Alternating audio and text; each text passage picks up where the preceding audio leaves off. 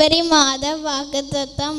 நாம் கிரகிக்கக்கூடாத பெரிய காரியங்களை அவர் செய்கிறார்.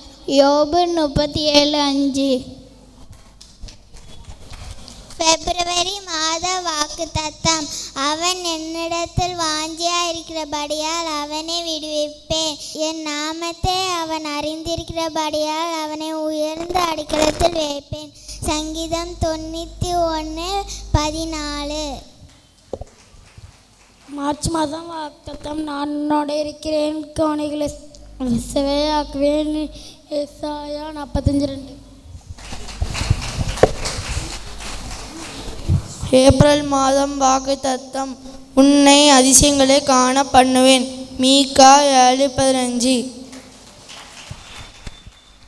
மே மாத வாக்குத்தத்தம். யோபு தன் சிநேகிதருக்காக வேண்டுதல் செய்யும்போது கர்த்தர் அவன் சிறையிருப்பை மாற்றினார். யோபுக்கு முன் இருந்த எல்லாவற்றை பார்க்கிலும் இரட்டத்தனையாக கர்த்தர் அவனுக்கு தந்தளினார். யோபு 42:10. ஜூன் மாத வாக்குத்தத்தம். நான் இஸ்ரவேலின் குடும்பத்திற்கும் யூதாவின் குடும்பத்திற்கும் சொன்ன நல்வார்த்தையை நிறைவேற்றுவேன். எரேமியா 33:14.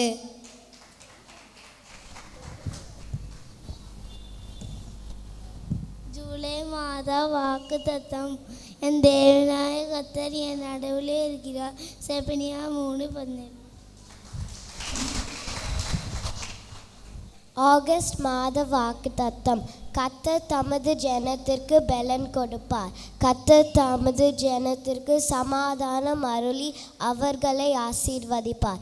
சங்கீதம் 29:11. செப்டம்பர் மாதம் வாக்குத்தத்தம்.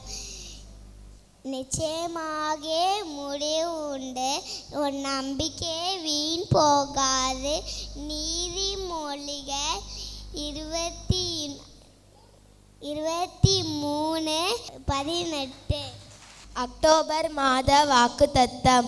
உன்னை அதிசயங்களை காண பண்ணுவேன். மீகா 7:15. நவம்பர் மாத வாக்குத்தத்தம். நீ விசுவாசித்தால் தேவனுடைய மகிமையை காண்பாய். யோவான் 11:40. டிசம்பர் மாத வாக்குத்தத்தம்.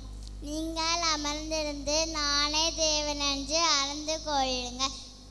சங்கீதம் 46:10.